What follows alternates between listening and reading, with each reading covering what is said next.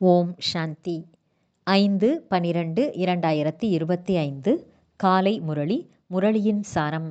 பாபா சொல்றார், இனிமையான குழந்தைகளே, இந்த தூய்மையற்ற பதீதமான உலகம் ஒரு பழைய கிராமமாகும். இது நீங்கள் வசிப்பதற்கு தகுதியற்றது. இப்போது நீங்கள் புதிய தூய்மையான உலகத்திற்கு செல்ல வேண்டும்.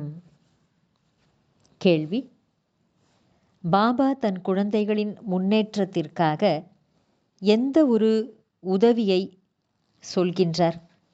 பாபா தன் குழந்தைகளின் முன்னேற்றத்திற்காக எந்த ஒரு யுக்தியை, அதாவது உதவி குறிப்பை சொல்கின்றார்? பதில்: குழந்தைகளே, நீங்கள் கட்டளைக்கு கீழ்ப்படிந்தவர்களாகி தந்தையின் வழிப்படி நடந்தபடி இருங்கள். பாப் தாதா இருவரும் ஒன்றாக இருக்கின்றனர். ஆகையால் ஒருவேளை பிரம்மா பாபா சொல்வதினால் ஏதாவது நஷ்டம் ஏற்பட்டாலும் கூட தந்தை அதற்கு பொறுப்பாவார், அனைத்தையும் சரி செய்து விடுவார். நீங்கள் உங்களுடைய வழிப்படி நடந்து கொள்ள வேண்டாம். இது சிவபாபாவின் வழி என்று புரிந்து கொண்டு நடந்து கொண்டிருந்தீர்கள் என்றால் மிகவும் முன்னேற்றம் ஏற்படும். ஓம் சாந்தி. முதல் முக்கியமான விஷயம், ஆன்மீக குழந்தைகளுக்கு ஆன்மீக தந்தை புரிய வைக்கின்றார். தன்னை ஆத்மா என்று நிச்சயப்படுத்தி கொண்டு அமர்ந்து தந்தையை நினைவு செய்தீர்கள் என்றால் உங்களுடைய அனைத்து துக்கமும் நீங்கிவிடும். உலகத்தில் மனிதர்கள் ஆசீர்வாதம் செய்கிறார்கள் அல்லவா? இந்த தந்தையும் சொல்கின்றார், குழந்தைகளே, உங்களுடைய துக்கம் அனைத்தும் தூரமாக விலகி போய்விடும். தன்னை ஆத்மா என்று புரிந்து கொண்டு தந்தையை நினைவு மட்டும் செய்யுங்கள். இது மிகவும் சகஜமானதாகும். இது பாரதத்தின் பழமையான சகஜ ராஜயோகமாகும். பழமை என்று சொல்வதற்கு எவ்வளவு காலம் தேவை? நீண்ட காலத்திற்கு முன்பு என்றாலும் எவ்வளவு காலம்? முழுமையாக 5000 வருடங்களுக்கு முன்பு இந்த ராஜயோகத்தை கற்றுக் கொடுத்தேன் என்று தந்தை புரிய வைக்கிறார். இதை தந்தையை தவிர வேறு யாரும் புரிய வைக்க முடியாது. மேலும் குழந்தைகளை தவிர வேறு யாரும் புரிந்து கொள்ள முடியாது. ஆத்மாக்களாகிய குழந்தைகளும் பரமாத்மா தந்தையும் வெகுகாலம் பிரிந்திருந்தனர் என்று பாடலும் உள்ளது. நீங்கள் ஏணிப்படியில் இறங்கி தூய்மையற்றவர்கள் ஆகிவிட்டீர்கள் என்று தந்தை தான் சொல்கிறார். இப்போது நினைவு வந்துவிட்டது.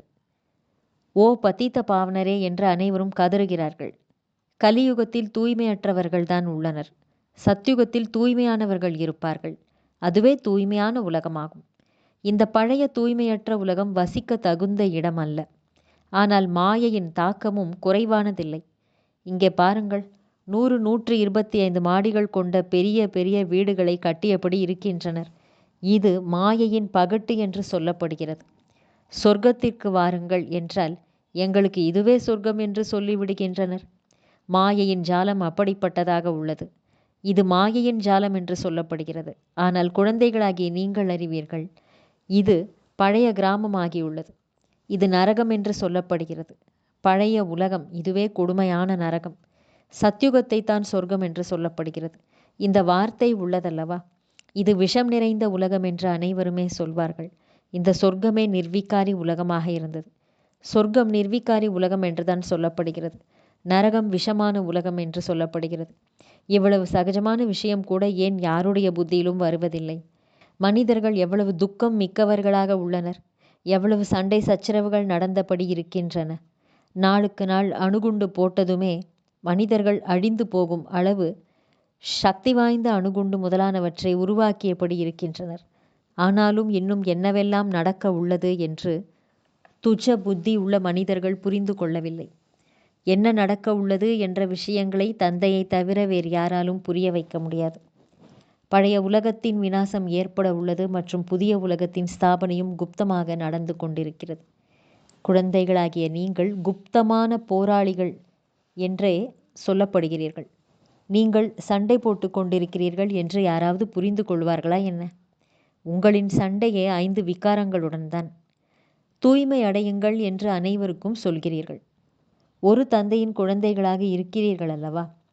பிரஜாபிதா பிரம்மாவின் குழந்தைகள் அனைவரும் சகோதர சகோதரி ஆகியுள்ளனர் அல்லவா? புரிய வைப்பதற்கு மிகவும் யுக்திகள் தேவை. பிரஜாபிதா பிரம்மாவுக்கு அளவற்ற குழந்தைகள் உள்ளனர். ஒருவரே அல்ல, பெயரே பிரஜாபிதா ஆகும். லௌகிக்க தந்தையை பார்த்து ஒருபோதும் பிரஜாபிதா என்று சொல்ல மாட்டார்கள். பிரஜாபிதா பிரம்மா எனும்போது அவருடைய அனைத்து குழந்தைகளும் தங்களுக்குள் சகோதர சகோதரிகள் ஆவார்கள். பிரம்மா குமாரர் குமாரிகளாக உள்ளனர் அல்லவா? நல்லது. தாரணைக்கான முக்கியமான சாரம். 1. பந்தனத்தை நீக்குவதற்காக யுக்திகளை உருவாக்க வேண்டும். மிக உயர்ந்த தந்தையிடம் இதயபூர்வமான அன்பு வைக்க வேண்டும். தந்தையின் செய்தியை அனைவருக்கும் கொடுத்து அனைவருக்கும் நன்மை செய்ய வேண்டும். 2. தொலைநோக்கு புத்தியுடன் இந்த எல்லைக்கப்பாற்பட்ட நாடகத்தை புரிந்து கொள்ள வேண்டும். யாசிப்பவரில் இருந்து இளவரசர் ஆகக்கூடிய படிப்பில் முழு கவனம் செலுத்த வேண்டும். நினைவிற்கான உண்மையிலும் உண்மையான சார்ட்டு வைக்க வேண்டும். வரதானம். சங்கல்பம் என்ற விதையில் நன்மை என்ற சுப பாவனையால் நிரப்பி வைக்கக்கூடிய விஸ்வ கல்யாணக்காரி ஆகுக. விளக்கம். எப்படி முழு மரத்தின் சாரம் விதையில் இருக்கிறதோ அதை போல சங்கல்பம் என்ற விதை ஒவ்வொரு ஆத்மாவின் மீது இயற்கையின் மீது சுப பாவனை உடையதாக இருக்க வேண்டும். அனைவரையும் தந்தைக்கு சமமாக ஆக்குவதற்கான பாவனை, பலமற்றவர்களை பலசாலி ஆக்கக்கூடிய, துக்கம் மற்றும் அமைதியற்ற ஆத்மாக்களை சதா சுகமானவர்களாக அமைதியானவர்களாக ஆக்கும் பாவனை என்ற சாரம் ஒவ்வொரு சங்கல்பத்திலும் நிரம்பி இருக்க வேண்டும். எந்த ஒரு சங்கல்பம் என்ற விதையும் இந்த சாரம் இன்றி காலியாக, அதாவது வீணாக ஆகிவிடக்கூடாது. நன்மைக்கான பாவனையினால் சக்திசாலியாக இருக்கும்போதுதான் பாப் சமான் விஸ்வ கல்யாணக்காரி ஆத்மா என்று கூற முடியும். ஸ்லோகன். மாயையின் மோதல்களில் பயப்படுவதற்கு பதிலாக பரமாத்ம சந்திப்பின் மகிழ்ச்சியை கொண்டாடிக்கொண்டே இருங்கள். நல்லது. இனிமையிலும் இனிமையான, வெகு காலம் கழித்து காணாமல் போய் மீண்டும் தேடி கண்டெடுக்கப்பட்டுள்ள செல்லமான குழந்தைகளுக்கு தாயும் தந்தையுமான பாப்தாதாவின் அன்பான நினைவுகள் மற்றும் காலை வணக்கம். ஆன்மீக குழந்தைகளுக்கு ஆன்மீக தந்தையின் நமஸ்காரம். ஆன்மீக தந்தைக்கு ஆன்மீக குழந்தைகளின் நமஸ்காரம். அவ்யக்த சமிக்கை. இப்போது சம்பன்னம் மற்றும் கர்மாத்தீத் ஆவதற்கான ஆர்வத்தோடு செயல்படுங்கள். கர்மாத்தீத்து நிலை அடைவதற்கு அசரீரி ஆவதற்கான பயிற்சியை அதிகப்படுத்துங்கள். சரீரத்தின் பந்தனம், கர்மங்களின் பந்தனம், மனிதர்களின் பந்தனம், பொருட்களின் பந்தனம், சுபாவ சமஸ்காரங்களின் பந்தனம், இது போன்ற எந்த ஒரு பந்தனமும் தன் பக்கம் உங்களை ஈர்க்கக்கூடாது. இந்த பந்தனம்தான் ஆத்மாவை இறுக்கி பிடித்து விடுகிறது. இதற்கு சதா விடுபட்டவராக மற்றும் சதா மிகவும் அன்பானவராக ஆகக்கூடிய பயிற்சியை செய்யுங்கள். நல்லது.